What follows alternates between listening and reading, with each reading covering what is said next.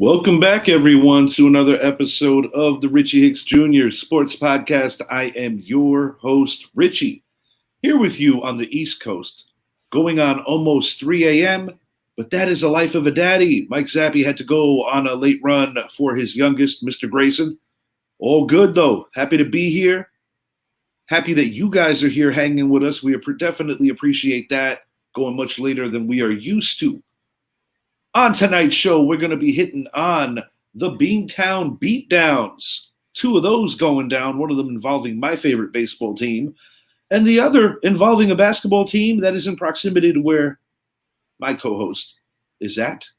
We've got Kirk Cousins, Saquon Barkley, and just the hypocrisy that goes on with the NFL, the way that they choose to dull out punishments and ignore other things. We're going to get into it on a deep scale and talk about that, as well as some hypocrisy also going on in Major League Baseball involving a particular umpire.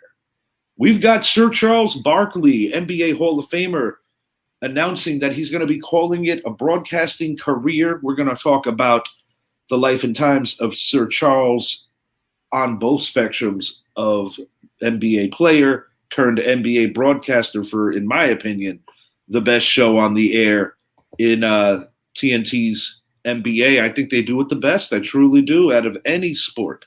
They have been together for so long. We're going to have open convo, kind of whatever is on our mind pertaining to the sports world. Zap, how are you, man? Good to see you.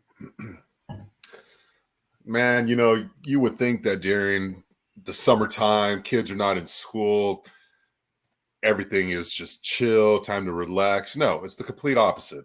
I'm doing great, but man, with all my kids going now with sports, Landon and Grayson on a baseball team together for the first time, that's exciting. That is cool. And Kylie and their volleyball teams, it's like, oh my gosh, I just wanted a break. But no, it's just more busy time with these children. Yeah, but you know what? You're building memories, and that lasts for the end of days, and that is definitely more than worth it. And speaking of memories, I don't have any recollection, nor does anybody. David Leary, what? Celtics fans aren't worried. We finished them off Monday. I thought it was going to be a gentleman's sweep, so yeah. Mr. Leary, the fact that you actually had to tell me that you were worried when I didn't ask you if you were worried makes me believe that you might just be a little worried. Look, I mean, we're only a year removed. Be worried. We're only a year removed from your Celtics being down 3-0 and forcing a game 7. It is on the horizon that it's going to happen soon. Maybe not this week, but the NBA is getting closer to seeing it happen. The time before that, you got to go way, way, way back to 1994. Leary, the fact that you're taking me serious right now, you are playing right into my hands, sir. Thank you so much for joining. Haven't seen you around in a while. Hope you're doing really well, bro. And are you worried about the Red Sox? Maybe a little bit. Are you worried about that beating? That was enjoyable. Alex Verdugo. If I didn't know any better, I think once upon a time he may have called Fenway home. It wasn't too long ago either. Yeah, super recent. Here we go. Yes. Leary, thanks for hanging with us, bro. You always good time. Appreciate you.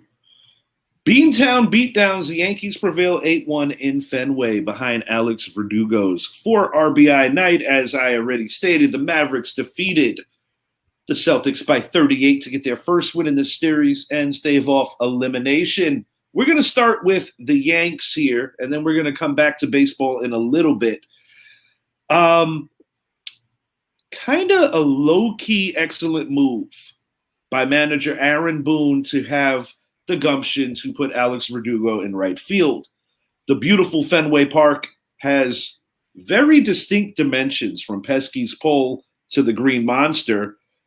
And I believe that it's the right thing to do when you have a player that is so acclimated with that stadium. Putting Juan Soto on the other side, where that does present its own challenges too with the monster. But I think in Boone's case, he played it well. Luis Gil, just marquee kind of season that he's having. And he's going to definitely forced the hand of his manager to really think when all 6 potential starters are healthy, who's going to the pen? That's going to be a big question. He's a young guy. He's on innings restriction, or at least that's what we as baseball fans think. Aaron Boone doesn't, at least in the media, subscribe to that. But he's been sensational. With Cole gone, who's, by the way, pitched a gem today, and he's got around the corner. Things are going well for the Yanks right now. Boston, right at 500. I'll be honest. I myself, with all the wild cards, I'd like to see Boston, from a competitive nature, be a buyer. Go shake the tree with the Mets. See if you get Alonso. Infuse something into that lineup, because they can score runs, but it's been inconsistent. And, I said this on a previous show about their owner, John Henry, not really being all that interested. You have a phenomenal fan base in Boston. You have a very, very lucrative franchise. It's inexcusable that you are 11th in payroll. Inexcusable. Mike, what are your thoughts? Well, first, with Boston, will they sneak in? It's going to be tough, because they're going to be battling with teams like the Royals, probably the Astros and Rangers for that spot, but I like your idea of Boston going out for Pete Alonso, because that's going to be one of the biggest questions leading up to July 30th trade deadline is, where's Pete Alonso going? We already saw I can't even remember what Flores, I think it was, or whatever player that went on that rant and all that. The Mets organization is a complete just dumpster fire. They got to get Pete Alonso out of there to save his career and send him to a team that can revive it, where at least he'll be appreciated and not another Mike Trout situation. As far as the Yankees go right now, man, gosh, they got the best record in baseball. Everyone's swinging well, but Luis Hill, like you said, this kid came out of nowhere. And to be 9-1 in the Cy Young running right now, that says a lot about this guy, and it bodes even more for guys like who was your big money pitcher from last season? Please help me out. You're talking about Carlos Rodon? Rodon, thank you. I think guys like Hill, if he keeps this up, it's going to help Rodon out because it takes the pressure off of him. So that's the things that's going to go unnoticed with this team. Man, looking at the Yankees right now, obviously you guys are going to be heavy buyers, and would you guys call the Mets for Pete Alonso and get yourself that in there? I'll tell you the truth. I said this to a Yankee fan that disagreed with me vehemently, but I do believe that her personal bias against the New York Mets, just out of inner city hatred, blinds her to the fact when there are players that are worth acquiring from that team in Queens. And I didn't necessarily hint at trade deadline, because we do have a more than adequate replacement in Ben Rice in the farm system for Anthony Rizzo, who is hitting rather well, hitting for power, hitting for average. But, it was nice to see Rizzo get a couple of hits. He's been starving for that. Since the Tatis collision, he hasn't been right. But to answer your question about Alonso, I know that our guy Chris Dixon and I had a talk the other day. He's an Orioles fan. He feels that that could be in play, putting Alonso there and kind of getting them over in terms of the talent level. No matter how you slice it, his agent is Scott Boras, which means that no matter what team that acquires him wants to do and say, it is very unlikely that Boras is making a deal before free agency, because he wants to explore everything. As the Red Sox go, I do believe that it actually could be appealing for Alonso to go there, because when you're talking about a team, it's just remarkable to me how this team allowed so many great players to just leave. It's like, I got to tip my hat to the rival in the sense that they've been able to win a few championships and then have some down years. But winning one is still a big deal, and winning a couple is a bigger deal. A few, really a big deal. They won 86 years, didn't win one. In my lifetime, they only trailed the Yankees by one championship. You gotta acknowledge that. But it just seems like the expectation over there is not that. They're a little too complacent. They're comfortable with being mediocre. And what I find weird, sorry to interrupt you, what I find weird is that when they were in the 86-year drought, I don't feel that they put teams on the field like that. They got their taste of curse breaking and then winning a few, and it's like, yeah, we're good, whatever. And I would say not only, a lot of people, especially with the younger generations that are now growing into young men that are following baseball and stuff a lot more, a lot of their sports analysis starts from the year 2000. And Yes. When people look at sports from the year 2000, they see the Yankees as being a two-time winner since 2000, where the Red Sox have been a four-time winner.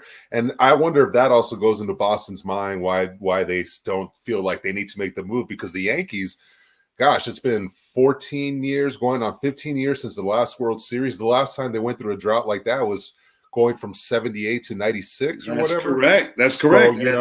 And to be fair, you know something that's interesting, and I think being a Cowboy fan, you could relate to this part. It's been a long time for you guys there. It's been not as long of a time, but a long time for us as well. And the point is, you guys consistently make the playoffs and consistently win division titles. The Yankees consistently make the playoffs and consistently win division titles. Whereas for the Red Sox, it's like, oh shit, they're in the ALCS. Oh shit, they won the World Series. And then they suck for 3 years. Then they suck for 4 years. They turn into the Marlins. Yeah, they turn into they really do. And when I brought it up, friend of the show Corey Haddock, Boston fan, he put an article out there about John Henry's just kind of lackadaisical nature running this ball club. And at the end of the day, this is an iconic team. And baseball is a better place when the Boston Red Sox and the New York Yankees are both relevant at the same time. But what I'm interested to see what's going to happen with this organization, because we know Pete Alonso's gone. Would they be willing to trade Edwin Diaz? That's something that I think they can get a bigger haul than that of Pete Alonso. Because you look at this New York Mets team, I just don't see any sense of direction right now. Dorney can correct me if he wants to. No. But truthfully, he'd be on your side about that, because I said it recently. Uncle Stevie overpaid big time for two dinosaurs, Hall of Fame dinosaurs, but dinosaurs nonetheless. One of those dinosaurs is gonna be back for your team. The other dinosaur plays for that team in Houston. Now, both of those dinosaurs have won championships in the state of Texas. So you basically brought in Justin Verlander only to pay him to play for the team that you got him from originally. Makes all kinds of Met sense. It's of the theories of let's pay Bobby below Mia a little longer. And I understand that Uncle Stevie wanted to throw his money around and make it known that he can get anybody he wants. But you haven't got anybody you want. Yeah, you got Lindor. I get it. I personally think shortstop is an overvalued position, because I do think that you can get adequate production to what Lindor does for a fraction of the price. Look around the league and it will support my case. But what I'm getting at is Alonso's gone. I agree with you there, but I don't think that he's not re-entering free agency immediately. I don't think Boris, unless if the deal is too sweet, you saw the way that Montgomery and Snell went. It was tough to get those guys the big time deal. And it's also going to be interesting when you look at a Juan Soto. Going to go back to the Yanks for a second, moving along to the Celtics and Mavs. Short and sweet on the Yankees, 50th win of the year. They just find ways to continue to win series. We did lose 2 out of 3 to the Dodgers, but that was without the services of our best, or 1A, 1B, I'd like to say, Juan Soto. I can't ask for anything more. The only thing that could derail the Yankees, in my genuine opinion, is if Clay Holmes has like an Aroldis Chapman-like meltdown mentally, and I think these fans are making too much out of it. I get it. 4 blown saves. But when you consider that as a sinker ball pitcher, that induces a lot of soft contact, shit's going to happen. And Anthony Rizzo has burned him at least twice on two of those 4 blown saves. This Yankee fan base is a little too spoiled. They want everybody to be Mariano Rivera. You're not going to get Mariano Rivera again, but Clay Holmes is a good closer. I'm not against the idea of upgrading the pen. You never could have enough arms. But I'm not going to sit here and deliberate. These Yankee fans are too much. They can never just be happy.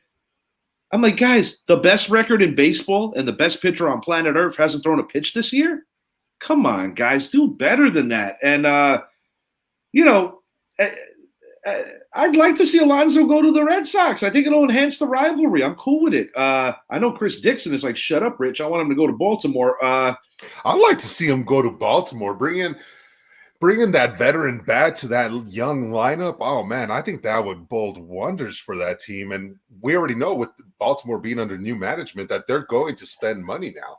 And they've got a deep farm system, too, to be able to dish out some players, and it's still not going to affect their future. That would be a nice one. Yeah. And, speaking of the farm system, I don't believe in giving up on young players. Let me just make that clear. But and also, when you have an over 700 win percentage, historically, the Yankees aren't known for really shaking the tree too much. So if there's anything that's going to happen, I think some of your upgrades are coming for the 40-man roster because you get a chance to look at a Ben Rice. Jason Dominguez will come back at some juncture of this year, but with the way Verdugo has played and over-exceeding expectations coming into this year, I do believe that it's like the old saying, if it's not broke, don't fix it. And things are really working for the Yankees. And I've been super critical of Aaron Boone over the years. But I will admit that for the most part, I actually appreciate the way that Aaron Boone has handled situational baseball, because in the old days, the old adage was, you don't start managing in the American League until the 7th inning. And I think there's some truth to that and some not, because, the old school rules, National League, real baseball, da-da-da. I like what the Yankees are doing. I like the camaraderie in that locker room. This is the best camaraderie I've seen in that locker room probably since 2017, Girardi's final season, the year before they acquired Stanton. Judge's rookie year should have been his MVP year if Tattoo wasn't cheating. But it's all good. Moving along to the hardwood, man. This has never been done before, Zap. As you know, as most people know, no team has ever come back from an 0-3 hole in any round of NBA basketball, let alone the finals. But I told our man Leary that just a year ago, the Boston Celtics almost came all the way back before, running out of gas in Game 7 in front of the home faithful. They did come back from 0-3. What do you think, man? You think this was just an aberration? Well, for Mr. David Leary, I'll say this one thing. There was once a time in baseball where we had never seen a team come back from 3-0, and we saw probably his Red Sox do it against your Yankees, and history is, everything is supposed to be broken eventually. Yes. Will it happen? I would love to see it happen. I hope it happens before I pass, just the way I would love to see a 3-time Super Bowl champ. But do I think it's going to happen this series? No, because even when I look at Game 3, where people are like, Dallas should have won that game, Luka got fouled out, people forget that going into the fourth quarter, Dallas was also down by more than 20 points. I think it was 21 or 25, one of the two. And Boston has really outplayed them at every aspect of the game. Joe Mazzulla has coached a phenomenal finals. I will give him that. I thought Game 3, no Porzingis, this was going to be the time for Dallas to take off, but Boston didn't change anything. They still forced Dallas you're going to have to beat us one-on-one.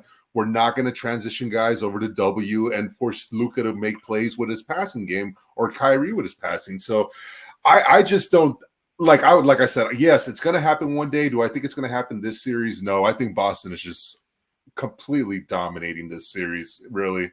But, it could happen.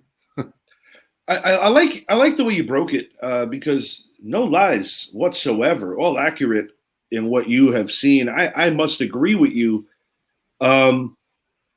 I do think that game 5, whether the Mavericks are eliminated or whether they extend it to 6, I do think that we're going to get the best game of the series, because the hardest one to win is the final one, because of the sheer fact that that other team knows, oh, damn, this is it, and you're going to get their best punch, which prior till tonight, I don't think Dallas showed. I mean, we could talk about game 2 and the 8, I think it was 8 missed free throws, 8 or 9 missed free throws that could have won them that game.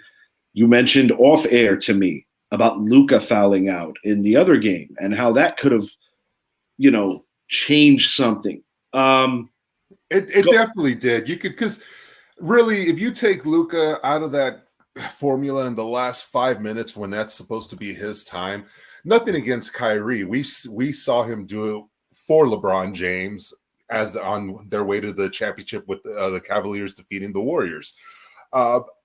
But Kyrie needs that other guy out there. He needs to be Robin.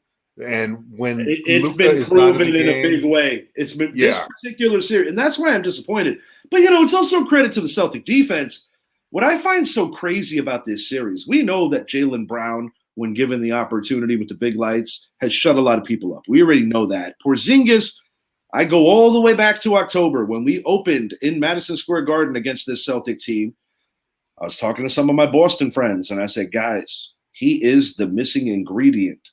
And but Knicks, Mavericks, Wizards, he has always had a propensity for having an injury history at bad times, and that's the other part of what you get with Porzingis. But he has been sensational for them when healthy. And it's the Jason Tatum thing that really has me like, wow. This dude, from a shooting standpoint in this series, you actually brought this to my attention. I wasn't aware of this. Patrick Ewing's 1994 NBA Finals in terms of shooting percentage is an all-time finals worse. But Tatum has a chance to write Ewing out of the record books. Now take that into what I just said into consideration. And this team is up 2 games, 3-1. No problem, back home. And even if they lose game 5, they still got game 7 over there. It would take a lot of phenomenal events for this to go back to Dallas. But I don't think they're dead. And that's the dangerous thing. Because if they find a way to win that game, I don't care what anybody says. If you lose game 5 at home, and the Celtics have not been as good at home, and I get it. This is only the 3rd playoff loss. I'm talking about over the course of the Tatum era. They have not been good in the playoffs at home. I'm not just going to pencil it in like, yeah, they definitely get their coronation and all this other shit. I mean, personally, I think Miami, Indiana, Cleveland, I think they were kind of bored. They didn't have to play their best basketball to beat those teams. No Jimmy Butler. Mitchell got hurt midway through. Halliburton got hurt. If they would have played the Knicks would have been starting Alec Burks. So you can't punish anybody for who you play. But I want to see how Boston responds now that they finally got punched in the mouth by somebody. This is the first qualified time that we could actually say Boston got punched in the mouth in the last 6-7 weeks. Because, even that Miami loss, I'm like, they were bored. They were bored. Come on, no Jimmy Butler. That guy's a Celtic killer. I'll give him that. But Celtics should win game 5. But I found a little formula out, Mr. Zappi. I get a lot of shit from my Boston friends. You never learn. You keep picking against them. All right, bad. And guess what, pal? I picked you, and you didn't win. So guess what I'm going to do? I'm going to pick you again. Don't lose that one. They're going to get a little uncomfortable. Then I'm going to pick. Good. Then I'm going to pick you again. And then you're going to be on a freaking direct flight to Vegas, picking them again. Listen, I don't hate the Boston Celtics. Let me make that clear. I respect them very much so. Similar to how I respect your team in football, even though I don't like them, I respect them. Similar to my Yankees, who I love. They are the standard on a lot of levels, whether it be championships or whether it just be mystique or whether it be a little bit of all of it. And in all 3 of these franchises' cases, it's a little bit of all of it. Because even when the Yankees suck and the Celtics suck and the Cowboys suck, you're always still talking about them. And that has a lot to do with the brand. That has a lot to do with the history. That has a lot to do with what those teams mean to these people that root for them. And I always say this, and Jerry Jones was very fond of the late George Steinbrenner. There's a reason why people always talk about the Cowboys similar to the way they talk about the Yankees. And it's not always because of what we do in between the lines, because sometimes it's hard to watch. Sometimes it's actually quite great. But no pun intended. No, I get it. I get it. I think we've exhausted this segment. Anything you want to say on it, Zap, before we move it along to the hypocrisy in the NFL? No, just, hey, Dallas was able to avoid the sweep. Prove everyone wrong. Because right now, the law of averages say you are done. When, we're talking about 100% average in the NBA, 3-0, never come back. Never has happened. We've seen it come back to tie, never to win. So, last thing, the reason I want this to happen, listen, these Boston fans that are on the show, they converse with me, great guys. Nothing but love for these guys. But I want them to know what it feels like to be up 3-0 and get kicked in the nuts. I want them to feel it, because I don't want to tell you how many shot glasses I broke in 2004 when they beat us. But like I said, it all starts with one, and it all starts with a weird event. It started with David Roberts, the manager of the Los Angeles Dodgers. What he did, that steal, ignited it all. Kevin Brown breaking his hand. Oh, you didn't know that you shouldn't have punched the wall with your pitching hand, you dickhead. There were a lot of things that went wrong. But when the bloody sock, moving along from Kirk Cousins to Saquon Barkley right now to Spygate and Deflategate of yesterday. We could also just chime in on the many, many infractions for those evil people smoking the good green. The NFL is a hypocritical league, and let's not forget, on camera, Ray Rice, only 2 games. This is the same quality of a video that a once loved CEO of an East Coast record company, Bad Boy Records, is getting crucified for, as he should. But what I'm saying is, the NFL was like, 2 games. Don't smoke weed. That's 4. Maybe your season. Maybe your career. Tom Brady, listen, he won at the Supreme Court level. He's not the first guy to deflate a football. He's not the last guy. And no matter what anybody thinks or says, shady doing or not, that didn't have shit on Spygate. And Goodell's on this stupid witch hunt to get him. When I'm like, bro, if you wanted to get them, you should have had the audacity to do it.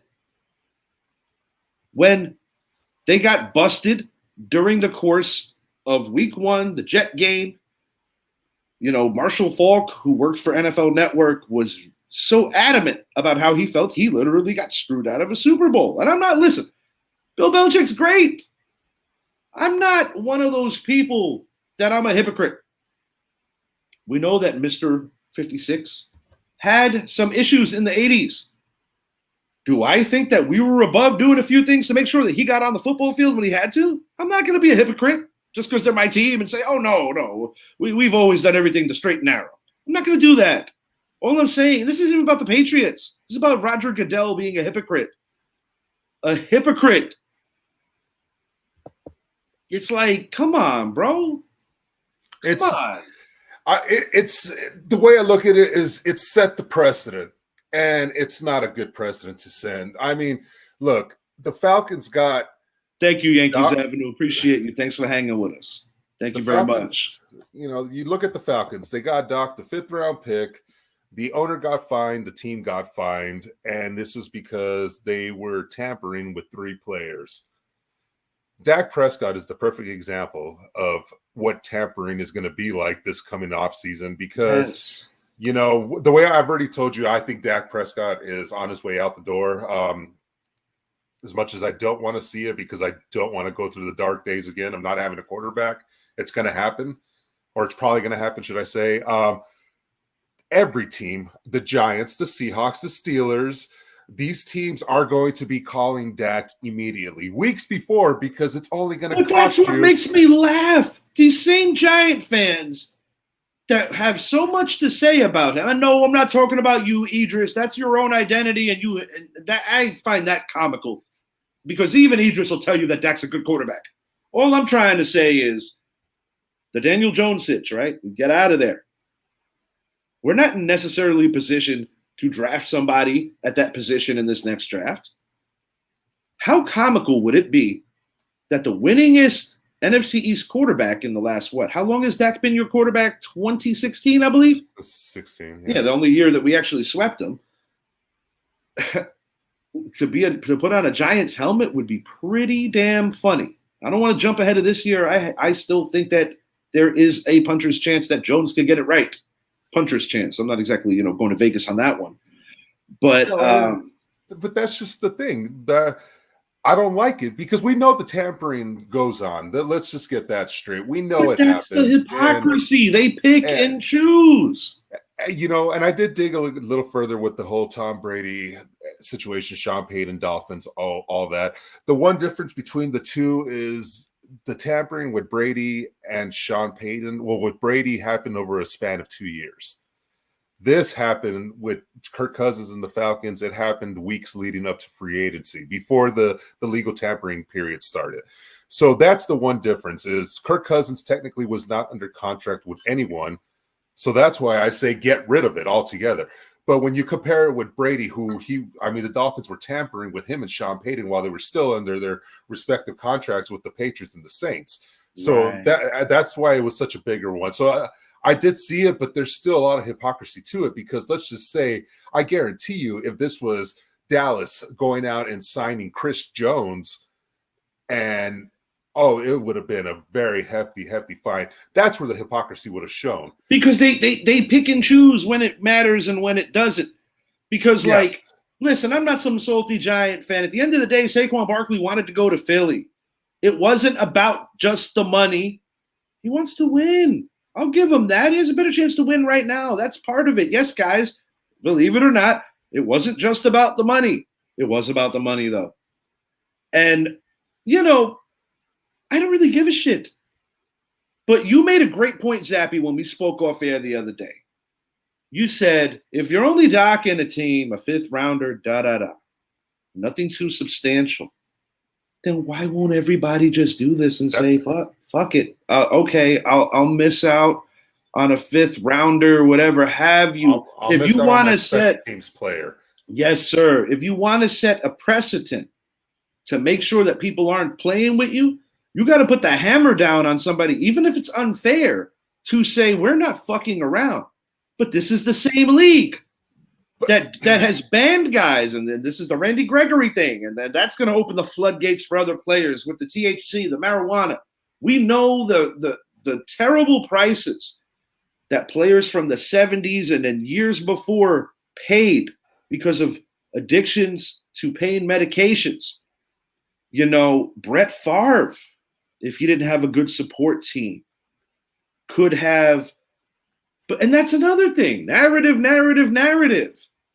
Brett Favre is the golden goose. Okay, I get it. He's the face of your league during that era. And I like Brett Favre as a football player. I got no bad for him. I don't like those dealings in Mississippi. But the point is, when he played football, I admired his game. No, I'm not a Packer fan, but I admired his game. And whatever, tough guy. I always appreciated Brett Favre. But my thing is he was the goose, the golden goose. So they looked at it as, intervention, rehab. He's so courageous. He's so brave for going. Addiction is addiction. Lawrence Taylor, he's the worst person in the world. And somewhere in between that falsified hero shit and that falsified douche shit, something falls in the middle. I'm just trying, even with the steroid stuff, buddy, we're going all over the place with the sports. This is a sport that is inherently racist. Going back to the old days, they have made a lot of strides in the right direction. I know some people are up in arms about Negro League players jumping icons in certain statistical values. But my thing is this, and this had me going burning crazy. It's not about that I have an issue if somebody wants Cobb to be up still. My issue is these guys were Americans. These guys were not allowed to play in that league. Guys like Robinson, followed by Doby, opened the floodgates for black players to play Major League Baseball.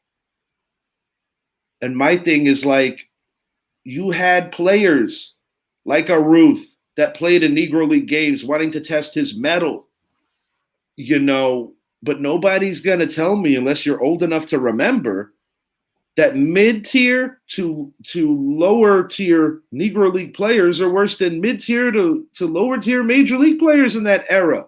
Because you don't know. You really don't know. Hypocrisy.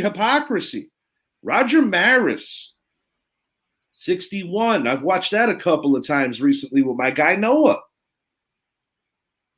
He doesn't get recognized as the American League, actually Major League, home run king for the wonderful year of 1961 until after he's dead. Mark McGwire wants to hold his bat. The steroid stuff. We know all about it. But how mad are we? That steroid stuff saved the game of baseball. A.J. Hinch gets a 1-year suspension for cheating. This dude gets a lifetime ban for gambling. Make it make sense. Pete Rose, I get it. Not the best character guy. But he is the greatest hitter in the States. I would always say Ichiro if he would have came to the States earlier, but it's Pete Rose. Charlie Hustle was that dude on the baseball field. He got caught. Gambling's another addiction, by the way, kids. He got caught. Giamatti was the commissioner who put him down. And it's like they're waiting for him to die to put him in the hole. He will end up in the hole, but it'll be after he's dead. This is a petty shit. Scooter, Phil Rizzuto couldn't get in the Hall of Fame until Campanella died. How many times did the Yankees beat the Brooklyn Dodgers? I'm sure that didn't have any motivation on it. I'm just tired of the hypocrisy, Zappy. Don Mattingly played in an era where people were cheating. He did everything right. He don't get in either. So don't cheat. You can't get in because you can't keep up the numbers of your contemporaries. But if you do cheat, and even if you saved our sport, you're also not going to get in because we're going to play the moral police there. Come on, man. Put them all in. Put their transgressions on the plaques. Put them all in. Put their transgressions on the plaques. I want them to talk to kids about the mistakes they made. Make it part of the agreement. You got to talk to our youth about why what you did is not the right path. Would that be worth it then? Give them a chance at redemption. Put the ball in their court and see if they could do the right thing. Because Major League Baseball, you bunch of hypocrites, you didn't give two shits until Congress did. Yeah. You were fine when you were reaping the proceeds after the damage that the 94 strike did to you, when once again my man Mattingly got screwed. Thurman Munson's not in the Hall of Fame? Are you kidding me? Thurman Munson, look at his October numbers. The greatest catcher in Yankee history of the modern era, so to speak. Anything past the I would say, we know it's Berra and Dickey. We know that. Then after that, it's Munson and Posada. But I'm sorry, dude. I'm on a rip here, but I'm just tired of the hypocrisy. You're putting dudes like Scott Rowland in the Hall of Fame, but Donnie Baseball, who was the best player in Major League Baseball for 5 to 6 years, just keeps getting overlooked like it's cute. Dude, he averaged 3 hits less a year than Derek Jeter. What, he has to do that for 8 more years for you to know he's good enough? Then it comes into the longevity versus the dominance thing. Harold Baines is in the Hall of Fame because he hung around long enough to get all the stats. But you can't tell me that Harold Baines was better at what he did than Don Mattingly or Thurman Munson were at what they did. Do better. Do better. Please. I mean, it which leads to the next thing, which is about the hypocrisy. But this one's a little different, with the umpire that got caught with gambling, because it goes to show. Because I what I said was, wow, make it make sense. You said it already. You're going to ban baseball players, the guys that are playing the sport, but you're not going to ban the guys that control the damn sport. No, that would make too much sense. The guys that sit there and call a ball a strike and a strike a ball, Angel Hernandez. I will say this. I would much rather have Angel Hernandez still umpiring than having that umpire be able to come back and umpire that because he was betting on games. Because I legitimately believe Angel Hernandez just flat out sucks at his job, where the other guy might have side agendas. Exactly. It just goes to prove that these umpires really are protected with this union. No question. The fact that we had to be subjected to Angel Hernandez, that's the thing with Angel. He didn't discriminate. He screwed everybody. Touche. He did it to my Rangers. He's done it to everybody, like you said. I mean, he's done it to everyone, where I guarantee in the next 10 years, 5 years, we're going to see a documentary on Netflix. Angel Hernandez, was it a ball or strike? Some crap like that, Yeah. But it blows my mind that we're talking about an umpire that was caught, and he still gets to go back out and do this job. Like, what is that? Dude, AJ Hinch manages the Houston Astros. Nah. He screwed the Yankees, the Dodgers, the Rays, and a few others. That's okay. Have some friggin' balls. If you screwed us out of a World Series in 1994 because your players were very selfish, then why don't you screw them out of a world championship and either give it to the Los Angeles Dodgers, the team they beat, or just leave it vacated? Questionable, Put it on another plaque if you want to. Put it on another plaque. But a 1-year suspension for that? Total bullshit. Yeah. Total bullshit. Should have been a banning, but, to eat their own. And listen, I'm not a hypocrite. I know that we had steroid abusers on the Yankees and guys that took shortcuts. Do you think that when Roger Clemens snapped that bat in half and chucked it at Mike Piazza, that wasn't roid rage? No, he had a really bad sour apple, man. He didn't like it.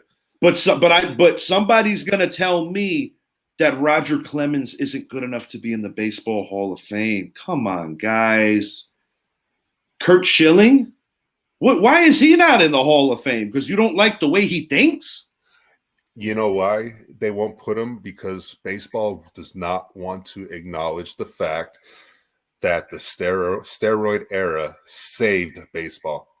Yeah, they don't want to face that reality. They don't. It saved baseball, though, because it happened right after the strike. But they'd rather treat us like a bunch of children, like we don't know any better. Excuse me. Roger Maris literally was not recognized as the home run king because he wasn't popular like Mantle and Ruth. There was no other reason. They made every rule possible to keep the Bambinos record intact. They wanted Mickey when Mickey got hurt and all the other stuff. And it's crazy. Like once again, narratives. Mickey Mantle was an alcoholic. Roger Maris was a good family man. And listen, I love them both. I don't got no bad for the Mick. He paid for his poor choices. But they literally shortened Roger Maris's life over that shit, man. It's terrible. Do better. Which brings me to this question.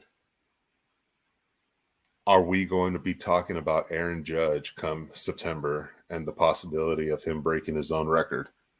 It's definitely a possibility. You asked me not too long ago. I said, I don't know. You can't account for, the unforeseen IL stint. He has had a propensity for landing. He's a big guy. Big guys, they get big pains and big hurts. No pun intended. Frank Thomas But yes, he most definitely has a chance to tie his record-standing American League record. Most importantly, as a fan, I want Judge to be healthy. And I just want us to keep pushing forward for that ever elusive 28th World Championship. While we keep it on baseball, want to talk about your team, the defending world champions. They have been overlooked because they've had so many injuries and just not playing great baseball on the whole. But we know the talent that you guys have over there. In your opinion, Zap, do you believe the Rangers have time to make a legitimate run? The 2024 baseball season has been so much fun. And I'm going to ask this one last time before we get out of here. Can the Mavericks really do something that has never been done? You're on the floor, Zap. Make it a Texas segment. Talk about anything you want about these teams out in Texas, starting with your Rangers.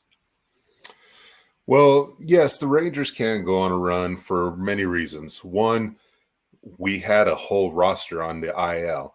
I mean, we had a whole starting pitching rotation on the IL. I think 13 pitchers on the IL we've had so far this year. I mean, yeah, we're getting players back. Absurd. We're getting players back, and that's the one thing that needs to happen. You look at Texas, how they went into LA and were able to take 2 of 3 against the Dodgers. Those are kinds of things that they need to happen. They dropped tonight's first game at Seattle, but they need to start winning more series. They're not dead in the water yet because they're, 5.5 games back, I think, 6.5 games back now in the West. Wild card, they're even closer, and that's the thing.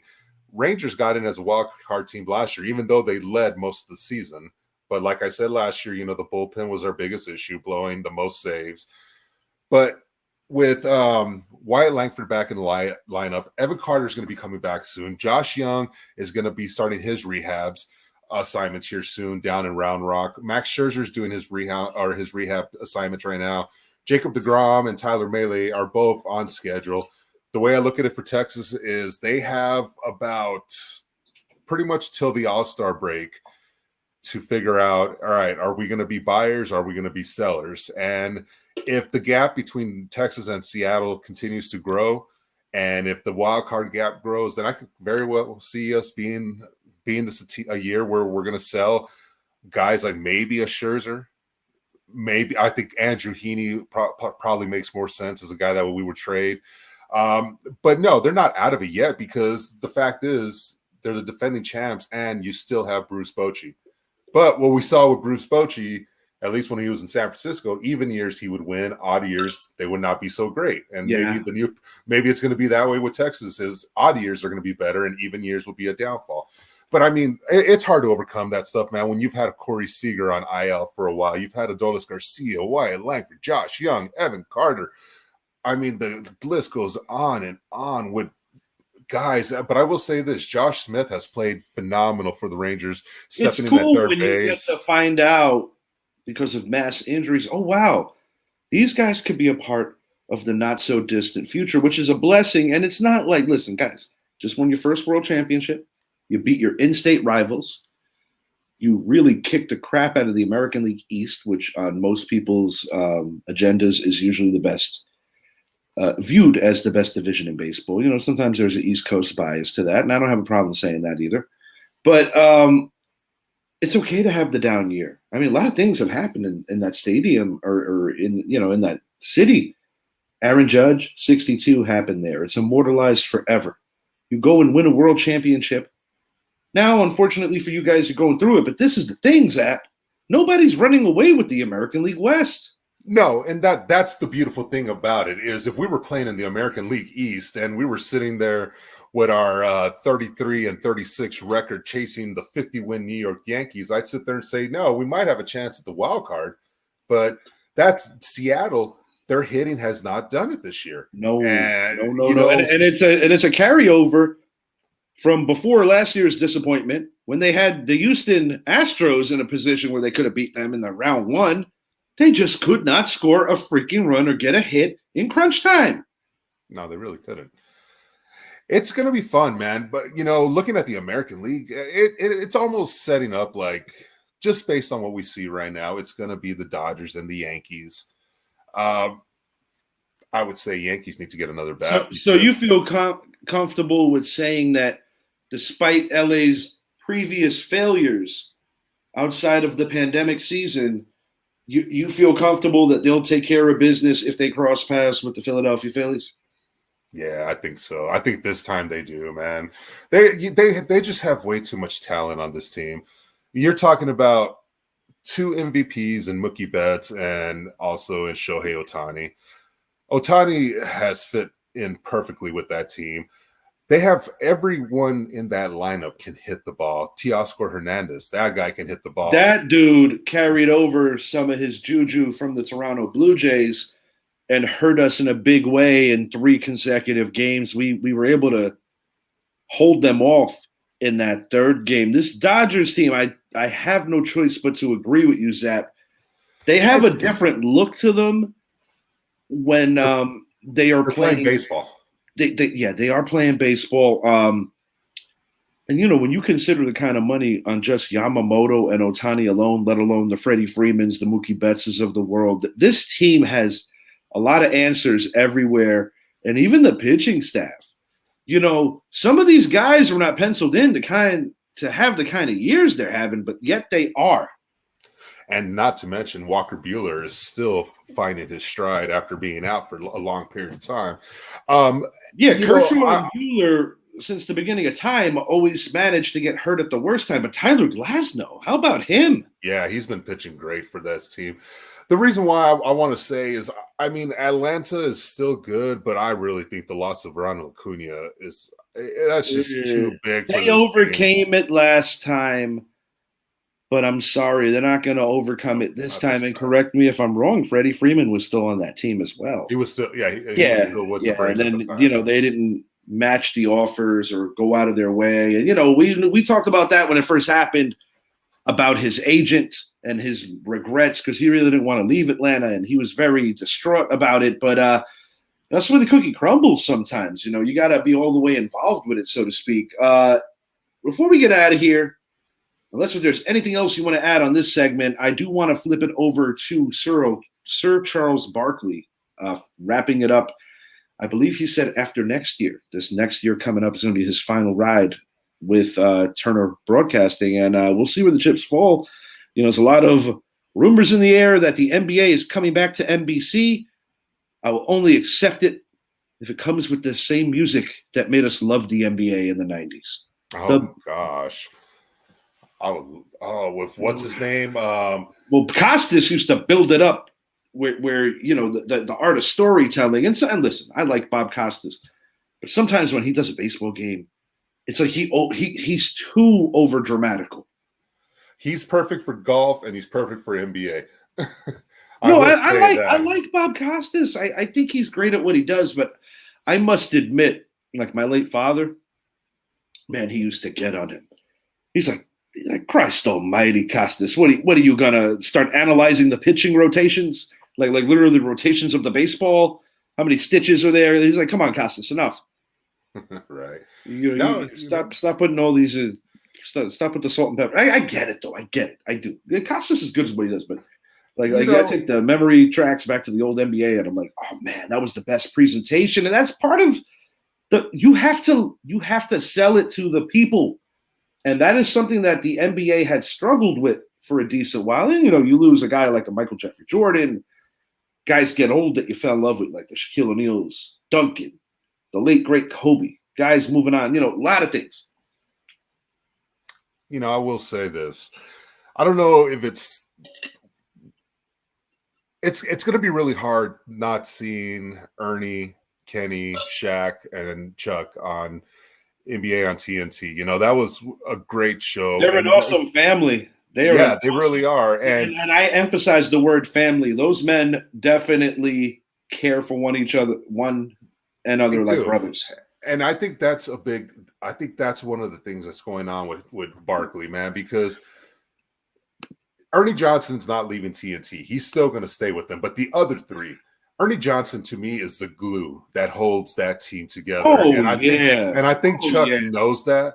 And I think also Chuck does not want to go on and start something new. So I think that's why he's stepping away, man. I just, when you think of Charles Barkley, you think of Shaq, the Kenny the Jet, you think of Ernie Johnson, you think of these guys and their masterpieces of shows they put together, from everything to going up to Shaq messing with Ernie Johnson and pissing Ernie Johnson off. And it's really hard to do that with Ernie. Yeah, Ernie's a pretty laid back guy, and you got to be with that crew because you're talking about, 3 NBA players from what many of us deem as the golden era. Shaq and Chuck don't need much to get going. And Kenny might be the biggest troll of the group. Kenny is funny as hell.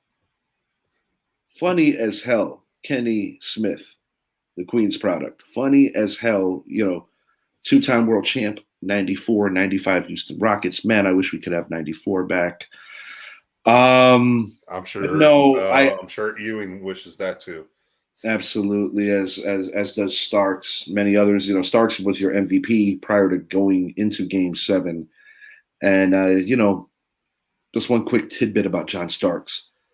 He is so comfortable in his life and just happy with where he is.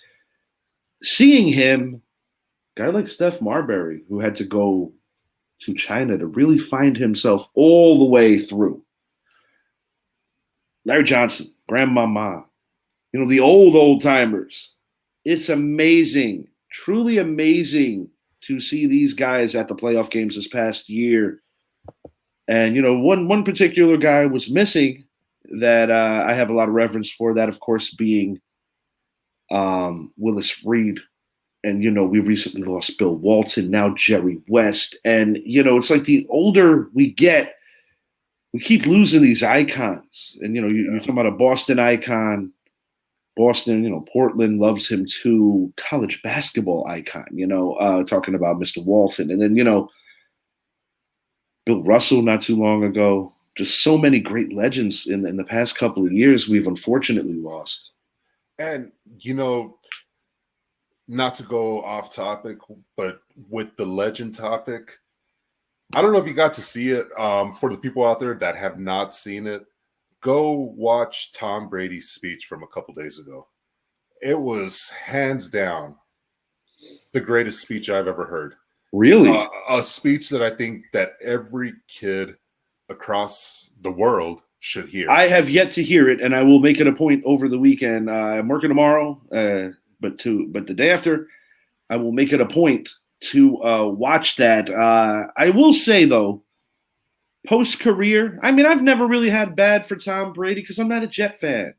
I'm not the rest of the NFL. I'm a Giant fan. So, in that regard, I don't really feel like he ever got the best of us in the way that he did with everybody else, so he doesn't bother me nearly as much.